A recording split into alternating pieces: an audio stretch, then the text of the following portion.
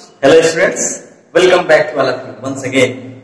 Here is Naurang sir and today we are going to study in translation portion use of there. आप पहले भी जानते होंगे मुझे देख करके कि आज हम लोग there का प्रयोग करना सीखेंगे। there जो शब्द है THERE there जो शब्द है इसका एक मीनिंग जो सबसे ज्यादा स्टूडेंट्स के बीच में फेमस है, पॉपुलर है, वो होता है वहां। देयर मीन्स होता है वहां, लेकिन यहां जो हम देयर पढ़ेंगे वो देयर वहां वाला देयर नहीं है। ये जो देयर है वो इंट्रोडक्टरी देयर है। कौन सा देयर है? इंट्रोडक्टरी देयर बोलते हैं। इंट्रोडक्टरी देयर, ये इंट्रोडक्टरी देयर क्या होता है? देखिए, इंट्रोडक्टरी देयर जब किसी सेंटेंस में यूज होता है तो उसका कोई अर्थ नहीं निकलता, उसका कोई अर्थ नहीं निकलता, उसका कोई मीनिंग नहीं होता है।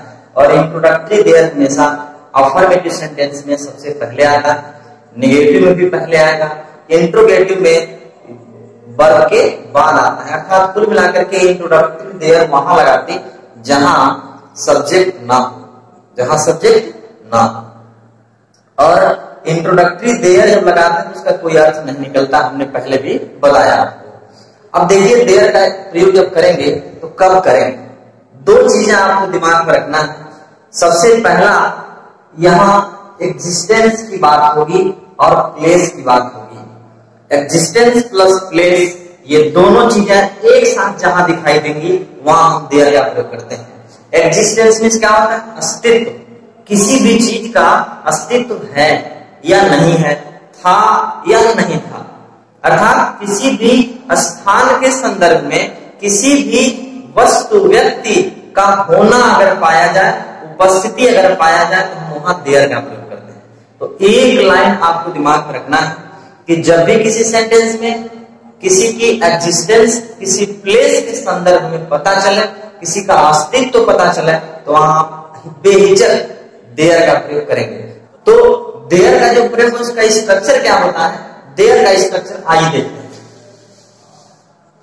देयर का जो प्रयोग का स्ट्रक्चर होगा, सबसे पहले हम देयर लगाते हैं, सबसे पहले देयर लगाते हैं और देयर के बाद यहां बी फॉर्म वर्ब का प्रयोग ज्यादातर होता है। यानी कि बी फॉर्म वर्ब का मतलब क्या हो गया? इज या आर या वाज या वर या विल बी या शैल बी, मेन बी, ये सबसे ज्यादा होते हैं।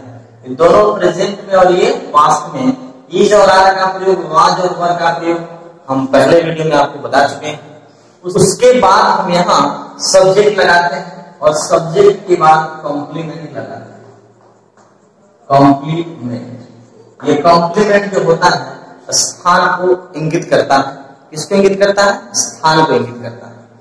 जैसे अगर एक सेंटेंस हमने यहां लिखा है किताब है, अगर इसका ट्रांसलेशन कोई पूछ देता है आपसे तो आप चक्कर में पड़ जाते। किताब है, आप क्या लिखते हैं मालूम? बुक इज या अ बुक इज या द बुक इज लिखते हैं, जो कि सरासर गलत है। तो ऐसे कंडीशन में हम क्या करेंगे? किताब है यानी किताब का अस्तित्व पता चल रहा है, किताब का अस्तित्व, लेकिन प्लेस मेंशन नहीं किया गया। तो प्लेस कभी कभी साइलेंट भी रहता है, वहां भी हम देयर का प्रयोग करते हैं। यानी कि इसका जो ट्रांसलेशन होगा वो देयर के यूज से होगा। तो ये करेंगे हम there is a book, there is a book. अगर आपने लिख दिया the book was, the book is, present या पास्ट में, तो रॉन्ग हो जाएगा। जैसे इसी सेंटेंस को दूसरे सेंटेंस में देखा, मेज पर किताब है। अब किताब का अस्तित्व के साथ साथ प्लेस भी मेंशन है कि मेज पर किताब है, तो किताब है, किताब है। और यहाँ एक चीज और जान जाइए, ये पांचों उदाहरण हैं, कुछ स्पेशल भी उदाहरण आपके सामने दिख रहे हैं, उनको भी हम देखेंगे, लेकिन पहले बेसिक से स्टार्ट करते हैं और हाई लेवल तक हम चलेंगे। तो सबसे जरूरी बात आपको ये जानना है, हिंदी का जो सेंटेंस होता है वो बी फॉर्म के वर्ब यानी है अथवा था जो भी आएगा उसके ठीक पहले जो रहता है वही सब्जेक्ट होता है। वही क्या होता है? सब्जेक्ट होता है। तो यहाँ जो है ये बुक है, यहाँ भी कौन है? बुक। यहाँ था के पहले क्या है? भिखारी, लेकिन भिखारी कैसा है, इसमें करा अंधा भिखारी, था के पहले कौन है, भिखारी। तो ऐसे कंडीशन में हम ये सब्जेक्ट होगा हमारे लिए, तो क्या करेंगे, there is or was were, present में इज एम आर और पास्ट में वाज वर का प्रयोग। जैसे मेज पर किताब है, तो मेज पर किताब है, इसका मतलब क्या बनाएंगे, there is a book, there is a book. मेज पर, अब जानते हैं पर का मीनिंग ऑन, अपॉन, ओवर कई सारे होते हैं। मेज के ठीक ऊपर रहता है तो प्रीपोजिशन ऑन का प्रयोग करते हैं, ऑन द टेबल। वही ये कह रहा है कि अलमारी में किताब है, देखिए स्थान बदल गया, किताब के रखने का अलमारी में हो गया, तो अलमारी में का मतलब क्या हो गया, there is a book, there is a book. अब कह रहा है अलमारी में, यानी कि इन द अलमीरा, अलमीरा, अलमीरा क्या होता है, अलमारी। जैसे ये करा एक भिखारी था, एक भिखारी था, तो हम समझ गए कि स्थान मेंशन नहीं किया है, साइलेंट है, तो क्या करेंगे, कैसे बनाएंगे, हम सबसे पहले करेंगे there is a beggar, BEGGER, there is a beggar. अगर कहें कि गांव में एक अंधा भिखारी था, भिखारी का एक अंधा हो गया, ये एडजेक्टिव लग गया भिखारी के पहले, तो क्या लिखेंगे, there a blind beggar, there is a blind beggar. और there is a blind beggar कहां, स्थान बता रहा है, in the village, in the village. तो डियर स्टूडेंट, इस तरह से हम जब भी किसी स्थान के संदर्भ में किसी व्यक्ति का या किसी वस्तु का होना पाया जाए, एग्जिस्टेंस पाया जाए, तो हम देयर का प्रयोग कर देते हैं। और भी बहुत सारे उदाहरण हैं हमारे बीच में, जैसे अगर ये कहें कमरे में 4 मेज है, तो कमरा स्थान बता रहा है, मेज का होना बता रहा है। आसमान में बादल है, नदी में पानी नहीं है, जंगल में एक बूढ़ा शेर था, ठीक है, दरवाजे पर भिखारी, दरवाजे पर प्लेस बता रहा है और भिखारी का होना यानी कि एग्जिस्टेंस बता रहा है। मेरे जेब में 10 रुपए हैं, उसके जेब में पैसे नहीं है, तो there is no money in his pocket. तो इस तरह से बहुत सारे उदाहरण हैं, उनको भी हम धीरे धीरे देखेंगे, हम अपने दैनिक जीवन से जुड़े हुए उदाहरण देखेंगे। और मैं उम्मीद करूंगा कि आज की इस वीडियो को देख करके आप अपने आसपास की चीजों को मेंशन करना बहुत अच्छी तरह से जानेंगे, और इंग्लिश आपका स्पीकिंग भी इस देयर के प्रयोग से बहुत ज्यादा इंप्रूव होगा। आइए देखते हैं कुछ और भी उदाहरण इससे जुड़े हुए हैं। जैसे जंगल में एक बूढ़ा शेर था, जंगल में एक बूढ़ा शेर था। अब देखिए हाँ के ठीक पहले एक बूढ़ा शेर हमारे लिए सब्जेक्ट हो गया, यानी कि देयर के बाद हेल्पिंग वर्ब और एक बूढ़ा शेर, और स्थान बता रहा है कि जंगल, तो इसलिए क्या बनाएंगे इसको, जंगल में एक बूढ़ा शेर था, इसका मतलब एक बूढ़ा शेर मतलब एन लगाना पड़ेगा, क्योंकि एन ओल्ड लायन लिखना है। एक बूढ़ा शेर, there is an old lion in the forest, in the forest. इस गांव में 100 परिवार है, परिवार का होना, और गांव में यानी कि क्या बनाएंगे इसको, there are 100 families, there are 100 families, FAMILI, plural form में आर लगाएंगे, there are 100 families इस गांव में, in this village, मेरे गांव में, in my village। ओके, जैसे कहा जाए कि मेरे जेब में एक रुपए का नोट है, बहुत ही कंफ्यूजन भरा सेंटेंस है ये। मेरे जेब में एक रुपए का नोट है, मतलब जितने भी नोट है सारे एक के नोट है, या मेरे जेब में एक रुपए का नोट है, यानी कि 1 रुपए का एक नोट है, 500 रुपए का एक नोट है। तो यहाँ जो एक है वो संख्या बता रहा है, और 1 रुपए का नोट जो है वो नोट बता रहा है। तो इसलिए एक का मतलब हो गया there is a 1 rupee note, 10 rupee note, 500 rupee note, a 1 rupee note, there is a 1 रुपी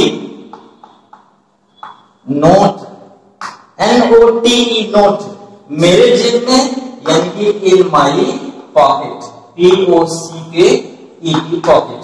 अब देखिए यहाँ एक चीज बता आपको, A1 रुपी नोट, देखिए यहाँ पे 1 आया है, 1 O से है, लेकिन यहाँ N नहीं लगा, A लगा। क्यों?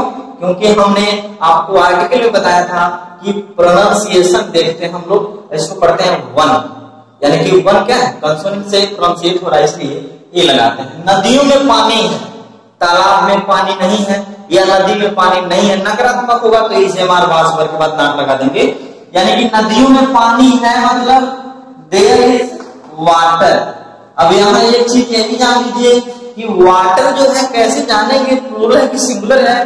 तो जिन चीजों की काउंटिंग हो पाती है, जिन चीजों की काउंटिंग हो पाती है वो सिंगुलर प्लूरल दोनों हो सकते हैं, लेकिन जिनकी काउंटिंग नहीं हो पाती वो सिंगुलर में ही माने जाते हैं। यानी कि वाटर के साथ इज लगेगा, ठीक है। शुगर के साथ इज, जैसे कहा जाए चाय में चीनी नहीं है, चाय में चीनी नहीं, तो there is no sugar in the T.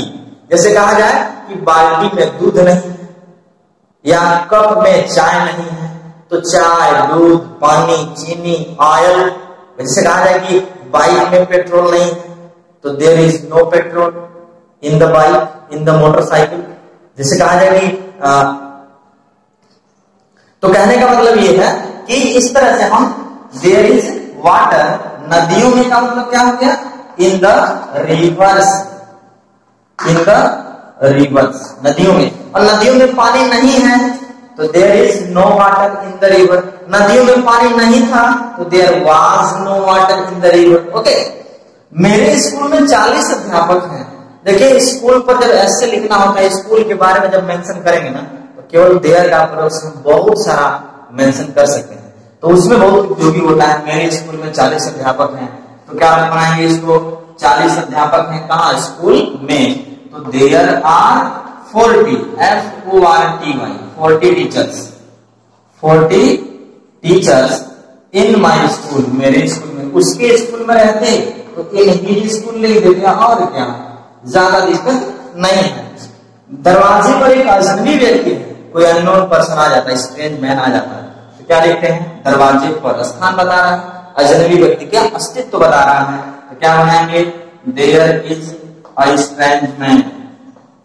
Strange मतलब क्या होता है, स्ट्रेंजर कह सकते हैं एक शब्दों में, स्ट्रेंज मैन या there is a stranger at the door, at the door. At क्यों लगा, क्योंकि ये अप्रत्यक्ष रूप से दरवाजे पर है। प्रीपोजिशन के टॉपिक में आप अच्छे से देख सकते हैं। इस बाग में बहुत से आम के पेड़ हैं। अब देखिए बहुत से आम के पेड़, प्लूरल हो गया, आम के पेड़ हैं, तो क्या लगाएंगे इस कंडीशन में, देयर आर, क्यों आर लगा है, बहुत से पेड़ हो गए, तो देयर आर, बहुत से पेड़ का मतलब क्या हो गया, many, there are many mango trees, many mango trees. और अगर इस बाग में मतलब क्या हो गया, इन दिस गार्डन, गार्डन इसका होता है बाग या बागीचा, इन दिस गार्डन। अब यहाँ एक चीज जानिए कि मैंगो ट्रीज, आम के पेड़, पेड़ों का अगर आ जाए किसी भी, तो उसका अमरूद का पेड़ कहते हैं, तो पेड़ का जो फल है उसका नाम लिखिए, ट्री लगा दीजिए, पेड़ तैयार हो जाता है। यानी कि अगर नारियल का पेड़ कहता तो कोकोनट ट्री, अमरूद का पेड़ कहता तो गुआवा ट्री, अगर सेब का पेड़ कहता तो एप्पल ट्री। आप जो है फल का नाम याद है आपको, पेड़ आप खुद तैयार कर लेंगे। ओके, आइए कुछ और देखते हैं, इससे ऊपर चलते हैं, कुछ और प्रीपोजिशन। अभी तो केवल इन और आम देख रहे थे, कुछ और भी प्रीपोजिशन देखते हैं। जैसे मेरे स्कूल के सामने एक हॉस्पिटल है, कुछ और प्रीपोजिशन देखते हैं। मेरे स्कूल के सामने एक हॉस्पिटल है, हॉस्पिटल का एग्जिस्टेंस पता चल रहा है और प्लेस पता चल रहा है स्कूल के सामने। क्या बनाएंगे इसको, एक हॉस्पिटल है, इसका मतलब हमने पहले ही बताया था, there is a hospital, there is a hospital. अब है के सामने, तो के सामने मतलब क्या होता है, in front of, in front of my school. अब देखिए अगर ये कहा जाए कि अगर मेरे स्कूल के सामने एक मंदिर है तो देयर इज ए टेम्पल, मेरे स्कूल के सामने एक हॉस्टल है तो देयर इज ए हॉस्टल। मतलब एक प्लेस और डिस्टेंस पता चलेगा तो हम देयर का प्रयोग करेंगे। कार के पीछे एक सुंदर लड़की थी, कार के पीछे एक सुंदर लड़की थी के ठीक पहले सब्जेक्ट कहलाता हमारा, क्या बनाएंगे हम यहाँ, there was a beautiful girl, there was a beautiful girl. Car के पीछे, देखिए पीछे मतलब क्या करते हैं, तो यहाँ प्रीपोजिशन बिहाइंड लगाए, behind the car, behind the car. जैसे कहा है कि मेज के नीचे बिल्ली नहीं थी, मेज के नीचे बिल्ली नहीं थी, तो नहीं थी मतलब नेगेटिव आ गया तो क्या बनाएंगे, there was no cat, there was no cat. अभी नो और नॉट में डिफरेंस भी आपको हम एक अलग वीडियो देंगे, नो और नॉट में कहाँ नो का प्रयोग कहाँ नॉट का प्रयोग करना है, उसके लिए हम आपको एक अलग से वीडियो देंगे, वहां कंफ्यूजन दूर हो जाएगा। तो देयर वाज नो कैट, मेज के नीचे, यानी कि मेज के नीचे यानी कि अंडर द टेबल, अंडर लगाते हैं, अंडर दिखता के नीचे, अंडर द टेबल। ऐसे ही और भी देखते हैं, कार्यालय में कोई बाबू नहीं था, बाबू मतलब क्या होता है, क्लर्क, यानी कि क्या बनाएंगे, there was no clerk, CLERK, clerk, there was no clerk in the office, office दफ्तर कार्यालय कई जगह हिंदी में ऐसे लिखा रहता है, in the office.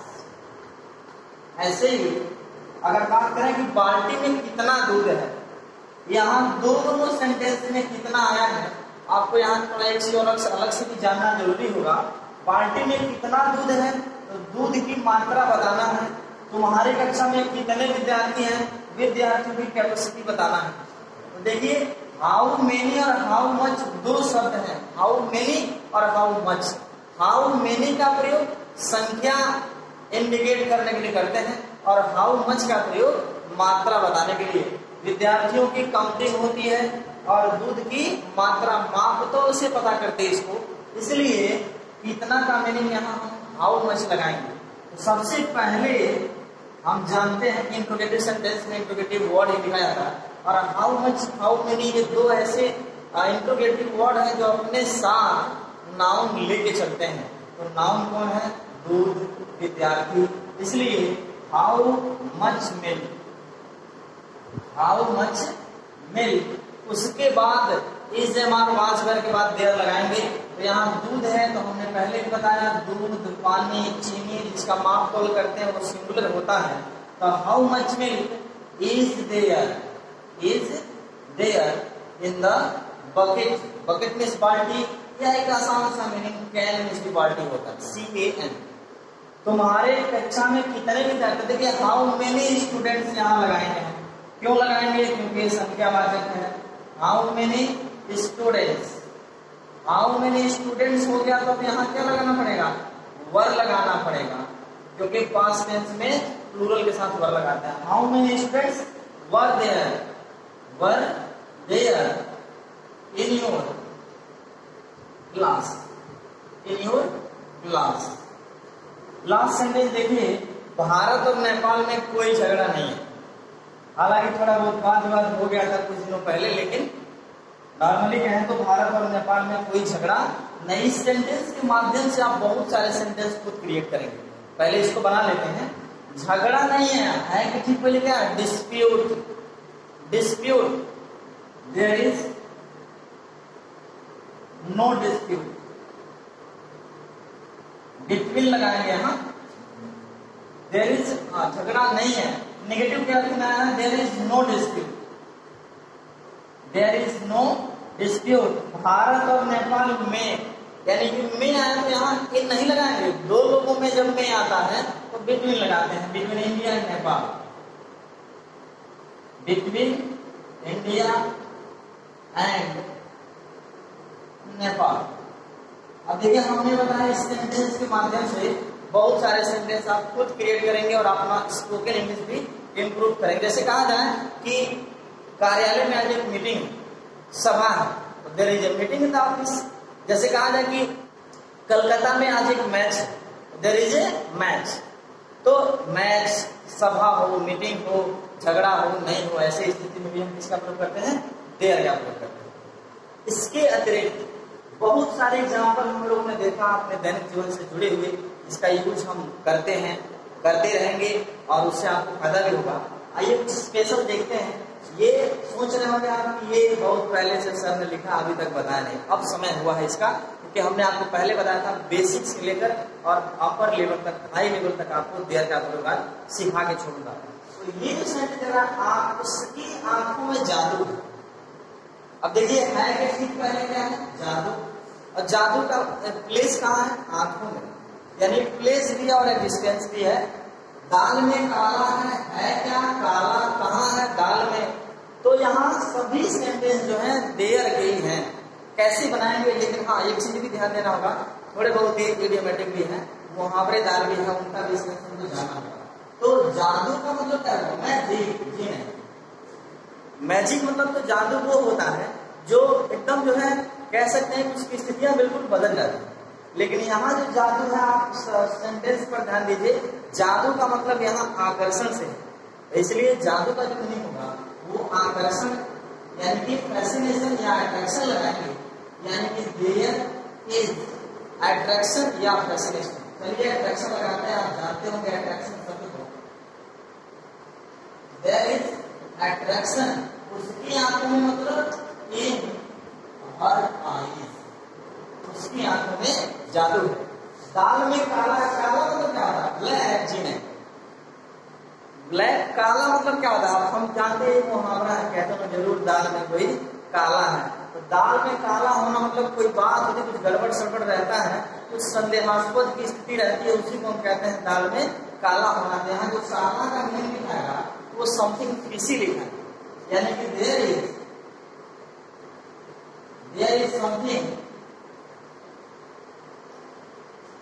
Is something fishy, मतलब होता है कुछ संदेहास्पद होना। देयर इज समथिंग फिशी इन, दाल में क्या होता है, दाल का मीनिंग लिखा है इन द पल्स, PUL। दिमाग में गंदगी है, डर्टी, जी नहीं।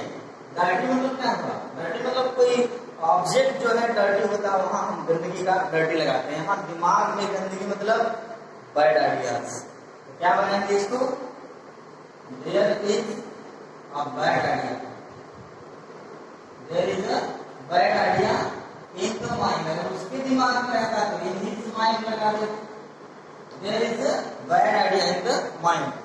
हृदय में भगवान है हमारे, उसे तो कहते हैं कड़कड़ में भगवान है, वो भी ट्रांसलेशन देयर से ही बनेगा। तो हृदय में भगवान है तो there is God, there is God in the heart, in the और अगर यही कहना है कि हर जगह भगवान है तो देयर इज गॉड एवरीवेयर। जीवन में कष्ट है, जीवन में खुशियां हैं, जीवन में बहुत खुशियां हैं, जीवन में बहुत कष्ट है, देयर का प्रयोग करिए, सेंटेंस आपका सही होगा। तो कष्ट मतलब क्या हुआ, misery, there is misery, there is misery, misery होता है कष्ट, there is misery in the life, in the life। तो डियर स्टूडेंट्स, इस तरह से डेयर के सभी प्रकार के प्रयोग आप लोगों ने देखा। निश्चित रूप से आप इस वीडियो से बहुत लाभान्वित होंगे। आज के लिए बस इतना।